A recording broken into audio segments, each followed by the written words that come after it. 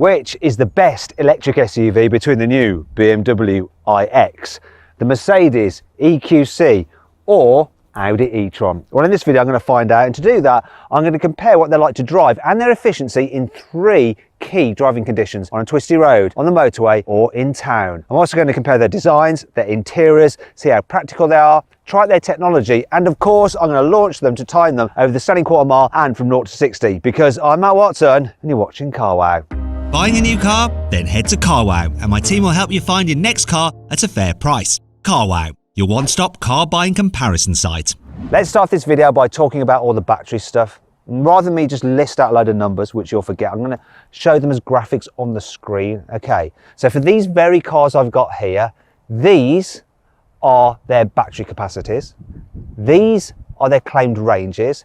These are their fastest charging rates on DC, and these are how long they're going to take you to charge on a 7 kilowatt wall charger at home.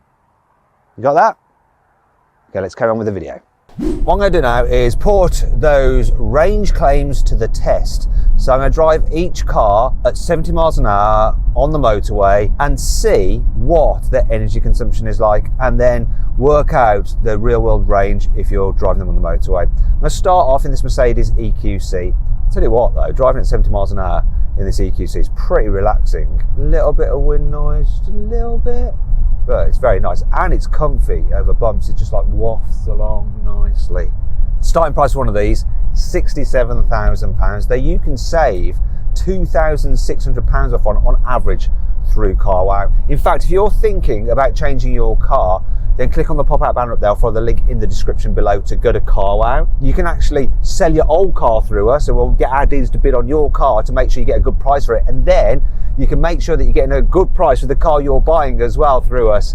Now, if you want to do that at a later date, simply Google "Wow me CarWow" and we will wow you. I'm going to reset the trip computer and we'll see just how efficient this EQC is. Reset. While I'm doing this test, I have actually got the car's ventilation system on, but I've got it set to what I'd normally have it, so it's at 22 degrees for me right now, which is nice. That does affect the battery a little bit, but not too much, as long as you don't have the heater blasting away all your heated seats and stuff on, and I haven't got them on. I just want to say a big thank you to Virtue Mercedes, who have loaned us this car. Virtue is one of our trusted CarWow partners. If you're looking for a Mercedes, you can go check them out. One thing I've noticed while driving at speed in this car is the fact that while the suspension feels nice and soft, because this surface is a little bit bumpy, you can feel a slight fidget in this car suspension. It's not like uncomfy or anything like that. It's just that you can feel the car moving a little bit beneath you. We are coming up to the 4 mile mark. What will be the average consumption? 2.3 miles per kilowatt hour. So this car has a battery capacity of 80 kilowatts. That means the real world range will be 184 miles. Let's do the next car. I've jumped into the BMW. Going to do the same thing again. I've got the cruise control set to 70 miles an hour. I've got the temperature 22, no heated seats on. I'm going to reset the trip computer and see what this thing does when you're cruising at 70 miles an hour. So here comes the starting point now. Reset. Let's do this. So the first thing I notice when driving this compared to that Mercedes is that it feels just as comfy, yet it's not quite so fidgety over the minor imperfections. There's not much in it though. Also, there's not much in the difference in noise levels. I think this is probably ever so slightly quieter. Overall wind noise is a bit less, though there is a bit more wind noise from just around here than in the Mercedes. Once again though, the differences are marginal, and really you've got to be a motoring journalist trying to do his job to justify its existence to spot the difference. So let me tell you about this BMW iX. It starts from £70,000 for the iX40, whereas this iX50 starts from £94,000. What are you paying for? More power and a bigger battery. So with 105 kilowatt hour capacity, it should give you a good range. But what is the real world range? We're going to find out in a moment. Here we go. It's going to flip over now. It's going to flip over now. What we got? We've got 2.2 miles per kilowatt hour. Now, when you times that by the battery capacity of 105 kilowatts, the range would be 231 miles. So slightly less efficient at speed than the Mercedes, but that bigger battery just does the job in the end. Finally then, I've jumped into the Audi. Now, the Audi e-tron has a low starting price. It kicks off at just over £60,000. Now, that's for the normal one. If you want the Sportback, it's about £1,000 more. Obviously, this is the S, so it's got tri-motors and the 87 kilowatt hour battery in it rather than the normal 65. As a result, it's more expensive, £90,000. Thankfully, you can save a decent amount of money through carwow. So the normal e-tron, you can save an average of £5,000. With the Sportback, the average saving across the range through carwow is around £3,000. So if you're thinking about buying one of these, make sure you check out carwow for the latest offers. Also, I want to say a big thank you to the guys at Lookers Audi. They're one of our trusted carwow dealers, and they've lent me this car to film today. Very kind of them. So why is this Audi e-tron like to drive when you're cruising along the motorway? Well, it's quiet. The best car for wind noise, as in it has the least amount of wind noise, though I am noticing a bit of tyre noise, but maybe that's because it's the sporty S version with some chunkier, meatier tyres. Other than that, nice and comfy. The suspension is slightly firmer than on the other two cars, but that's once again because it's the S version, it's got sportier suspension, but it's not uncomfy. Real good quality air suspension. It's so nip and tuck between the three cars. I think overall though, the BMW does just about take the edge in the comfort stakes. Then the Mercedes is a bit more comfortable than this, but only because it is the S version. I think when you've got the normal non-S e-tron, it's just as comfortable as that Mercedes. Is this as efficient on the motorway as the Mercedes? We're going to find out now. So here we go, 4 miles. 2.1 miles per kilowatt hour. Oh dear.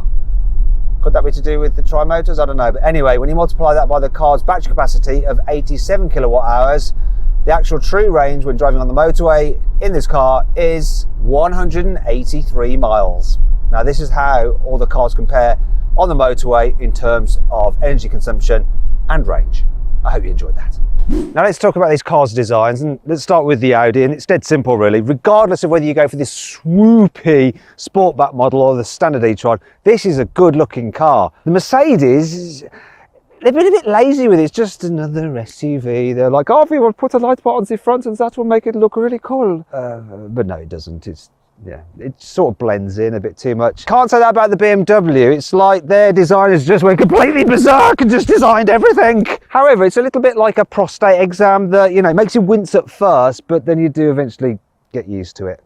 Now I'm going to compare these 3 electric cars round a city course. What I'm going to do is drive around this course, stop for things like stop signs and pedestrian crossings, just see how they feel to drive. I'm also going to check their efficiency while driving in such an environment. So I'm going to reset the trip computer on this e-tron and let's get underway. Here comes the first stop. I'm going to put regen into max mode, see what it's like for one pedal driving. So I'm lifting off the accelerator now and it's really hardly slowing at all. Had to use the brakes. I thought I was going to be able to stop. That is probably the least regen-y of the regens that I've had from any electric car. It just feels like a normal internal combustion engine automatic when you lift off, really. Obviously it doesn't feel like one to drive when you're just tootling around town because it's super quiet. The turning circle is 12.2 meters, which is okay but not exactly great. The steering, it's not overly light, it's not overly heavy, it's fine. Now let's go over a speed hump, which are commonplace in town, so let's see what it's like. That was good, it dealt with it well, and because this being a sportier version, the suspension's a bit firmer, so it didn't dive, because sometimes when you get big wafty cars go over a speed hump, they just ground their nose out because the suspension's just all wallowy and stuff. Not with this. Okay, now we're coming up to an abrupt bump. Let's try over this, see what it's like. Dealt with that well as well, and hardly any of that suspension noise entered the cabin. It's really, really quite quiet, this car. One more pedestrian crossing. This one I'm going to brake for quite abruptly. Here we go. Brakes feel firm and very natural, which is good. So we're coming to the end here, the stop, and we'll see what the energy consumption is.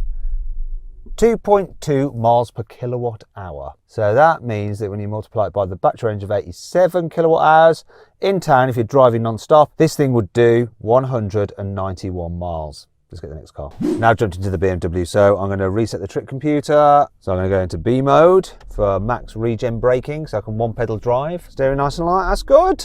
the fact that the dash is really low, you get a great view forward out of this car. It's really, really nice. These pillars are thick, big blind spot, but if you're out the back window, that's good. What's also good is the regen braking. Look, I can definitely one pedal drive and stop, just lift off the accelerator, comes to a complete stop, allows you full control of your car. What also gives you full control of this car is the fact that this one is fitted with the optional rear wheel steering. So when you're getting at lower speeds, the back wheels turn in the opposite direction to the front, make it turn tighter. And you kind of want that with this because as standard, without the rear wheel steering, the turning circle is 13 meters, which means if you've got to do a U-turn, you're probably going to end up having to do a 3-point turn because 13-meter turning circle is quite large. Another thing this car is fitted with is air suspension. So the 50 gets it as standard. It's so good. Okay, coming up to the zebra crossing here. Stopped again using regen. I haven't touched the brakes yet, not once. Pickup's nice and smooth, but is it going to be smooth over this sharp bump? Oh, that's good. So dealt with that bump really well, and I didn't hear much suspension noise entering the cabin either.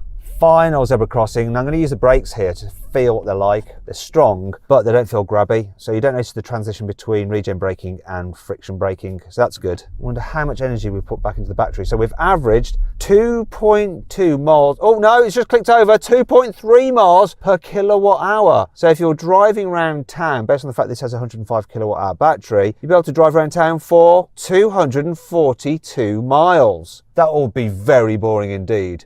It's quite impressive. Finally then, the EQC. So I'm just going to reset the trip computer and off we go. So I am going to put the drive mode into maximum regen so I can do one pedal driving. Here comes a stop sign, so I'll just back off, that's it, let the regen do its thing, recouping energy while slowing down.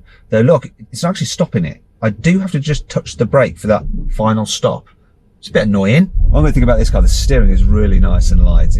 It is so easy to maneuver. It really does just make for effortless turning. And the turning circle is the tightest of all the cars. Well, the ones I'm testing. 11.8 meters, good. Visibility is generally good, though this pillar is quite fat and the view at the back is not great. Now let's go over the speed hump, see how it deals with that. No problem. It did bomb out a little bit. So because you've got that soft floaty suspension, you know, you hit a speed hump too quickly, you will get a bit of grinding noise. Here comes the abrupt bump. What's this like? It's okay. What you do get is quite a bit of suspension noise though, which does just intrude somewhat and just spoils the overall feeling of refinement and luxuriousness. That's my luxurious voice. Okay, here comes the last zebra crossing. At least the brakes, they feel smooth. They're not grabby like they are on some electric cars. Anyway, what are the scores? Let's find out. So that route, it averaged 2.4 miles per kilowatt hour. So that works out to a range, if you're just driving in town, of 192 miles. Here's how all the cars compare for stats in town. Now I'm going to compare these cars' interior designs. And even though the EQC is based on the GLC, it feels suitably more interesting. The dash design is just a bit more curved. This ledge that you have here and the vents are more futuristic. There's these kind of slats that you can play like that. And you've got these big screens as well with some special EQ displays. And the infotainment system is nice and easy to use. Though Mercedes hasn't gone and put the climate controls through there alone, you can also use the climate control with these physical buttons, which is easy to do when you're driving. Yeah, it's nice in here. Feels high quality as well. Do you know what? I think I prefer this e-tron's interior even more than that Mercedes. The material quality is better still, and the design is slightly cooler, especially like this gear selector here and this storage area. It's all nice, very well thought out. Though what's not so well thought out is the fact that you can only control the climate using this touchscreen, and you have to really take your eyes off the road to do it and operate it. It's all down here. The infotainment itself isn't quite as good as in the Mercedes, and I prefer the way that you have the screen higher up in the EQC. Can't fault the digital driver display in this car though. It is very clear and gives you all the information you need. As with the Audi, the BMW doesn't have any physical buttons for the climate control, so you have to use the touch screen. Speaking of which, this is a glorious screen, the way it's curved, it's high def. The problem is that BMW's latest user interface it's so confusing, it's like a blooming puzzle. Oh my gosh. In terms of the interior quality, generally it's really nice, the materials in here, and you can upgrade it with things like, look, crystal bits for the controller, for the volume knob, for the starter button, the drive mode and selector and all of that kind of thing. However, in places, scratchy.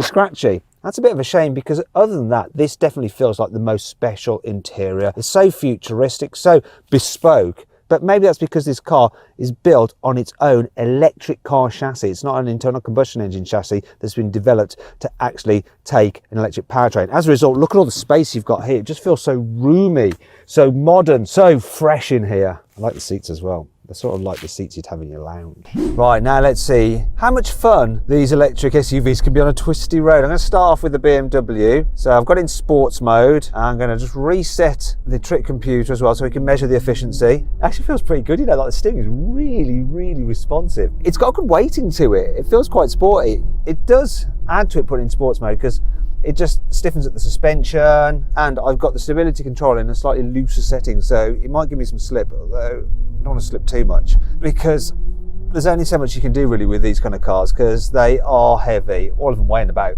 2.5 tons. That weight is low down though, so they don't lean too much in the bends, and this is staying pretty flat, and the responsiveness of the motors is really good. It's great for putting the power down. Look, whoa, there we go. Oh, the grip you get accelerating out of the turns is really quite impressive, and the instant throttle response, you can control it so well. This is way more fun than I imagined, but am I going to be laughing at the energy consumption?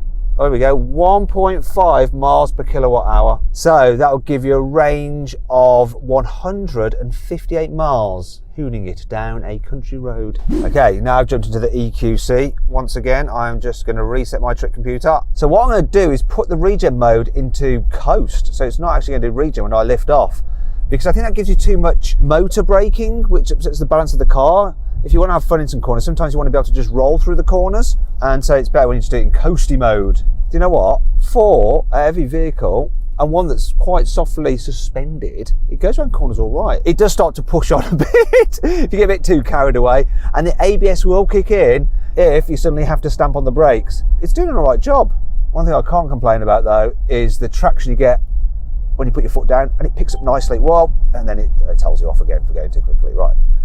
Okay, so what did we get? We averaged 1.6 miles per kilowatt hour. So that equates to 128 miles. Oh.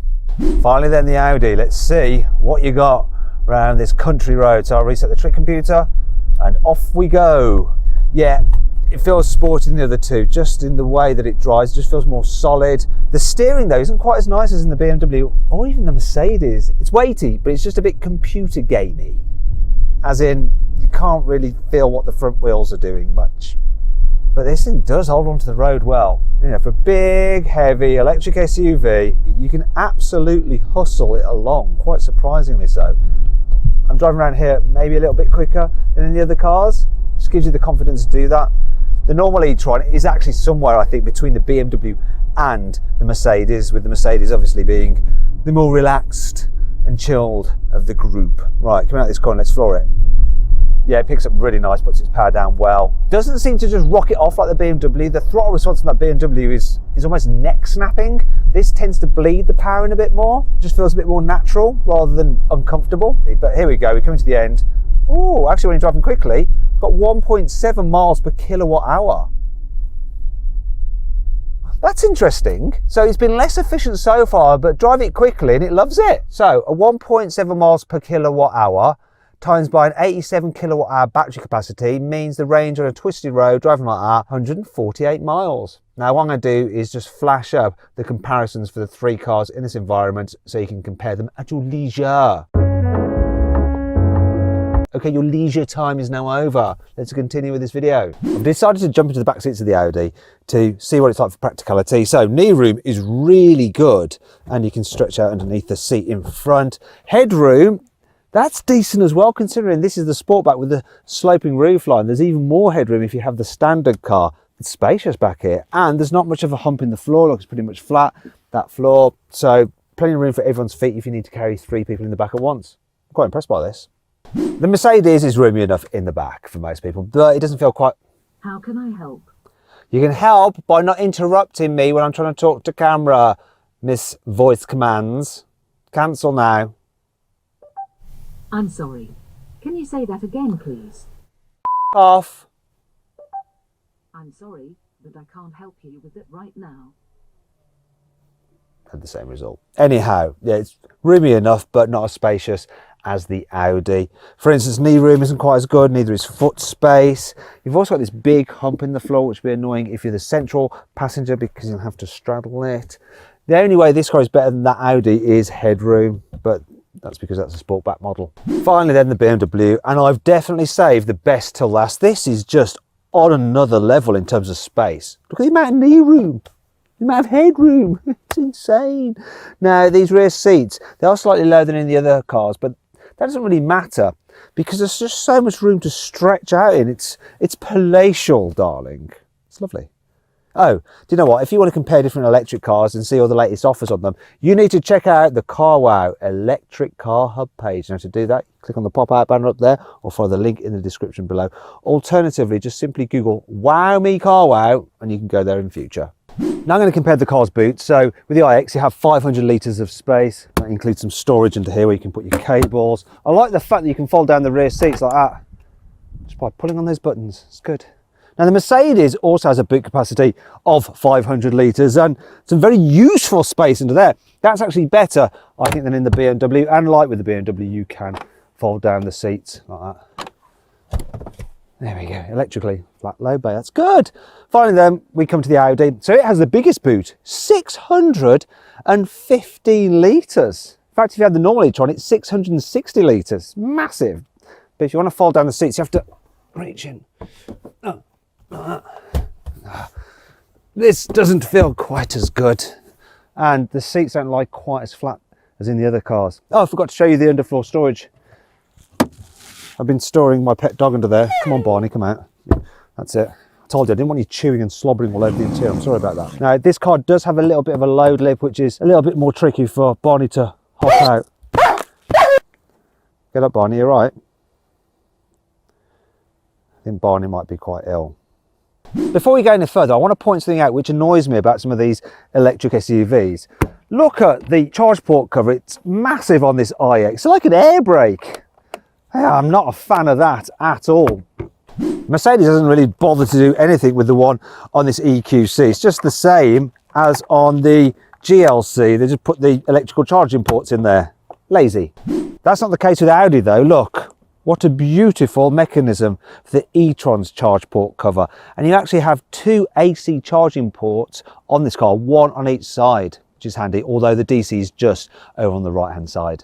The entry-level Audi e-tron produces 313 horsepower from its two electric motors, but this S model has three electric motors, and combined they produce 503 horsepower and 973 newton meters of torque. 0 to 60 is supposed to take 4.5 seconds, but let's see what I get with my specialist timing gear here. Let's launch it. Let's go. Lots of noise as things fly around. Takes off well. Something happened there, it just like died. 5.33 to 60, but then it's like the power was cut immediately and the quarter mile is odd. This is not right. 14.56. Don't understand what happened there. I'm going to just try it again. It's like it just lost its mind and cut all power as soon as it hit 60 miles an hour. Let's go again. What's wrong with that? Let's launch. Let's not let me do it. It's so odd. Let's try again. Let's just launch. Nope. It's cut the power. Don't know what's going on. How odd. Right. It's only giving me 75% power. I'm going to do a brake test anyway from 70 miles an hour. So let's get to 70 and I'll brake. Here we go. Full emergency stop. From 70, 154 feet. And this is the number in meters. Well, I don't know what this car's doing. Very odd. Well, that's your chance, Dash, then. Audi, let's see if the other cars can beat you. Now I've jumped into the EQC. So on paper, it's slower, 0 to 60 in 5.1 seconds. But if it works as it should do, unlike the Audi, it'll probably end up being quicker than the Audi actually managed to do. So this thing, it has two electric motors, and combined they put out 408 horsepower and 760 newton meters of torque. Okay, let's see what this Mercedes has got then. Hold on the brake, release the brake. Come on. This one's working perfectly. 0 to 60, 4.9 seconds. Take that, Audi. What's the quarter mile? Feel the acceleration tailing off at the top end. 13.9 seconds for the quarter mile. Right, now I'm going to do a brake test from 70 miles an hour. See how long it takes to stop. Can it beat the Audi at that as well? Remember, the Audi's got sporty brakes on it. So there we go. Full emergency stop now. What did it do? 173 feet. So didn't stop in as short a distance as the Audi. This worked perfectly. Finally then, the BMW iX. So the entry-level iX40 has 323 horsepower, but this iX50 has 523 horsepower, 765 newton meters. 0 to 60 is supposed to take 5.2 seconds, but let's find out the truth. Hold on the brake, launch it. Go, go, go, go, go, go, go. What are we going to do to 60? It's going to be faster, I'm telling you. 4.69, it's the winner, and it's pulling harder than the other two. Well, especially the Audi, of course, but it keeps on building its speed. This is impressive. 12.94 for the quarter mile. All right, that's good. Let's do the brake test then. See how long it takes to stop. Full emergency stop from 70 miles an hour. Yep. What we got? Oh, what's the number? 141 feet. It's that in meters. It's the best. Best for performance, best for braking.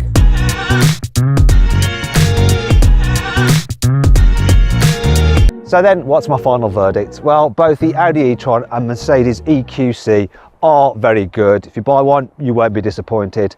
But even though this is the ugliest car, most likely, as with many BMW designs, it will grow on you. And then what you have here is what sounds like an amazing V12 engine. Sod the electric cars. I want one of those. Actually, no, back to this. Yeah, not the best looking thing, could grow on you, but what you do have is the best electric SUV. It's the best to drive, it's got the best tech, it's the comfiest, and it's got the biggest battery so you can go the furthest on a charge. And that's why it wins this test. I hope you'll enjoy the video. If you did, give it a like. Now, can you guess which car that V12 engine noise came from that just interrupted me? We put a pinned comment so you can guess in there, right? I'll be looking at it. Anyway, if you want to watch some more videos, click on those windows there. And if you click on that box there, you can go to the CarWow electric car homepage.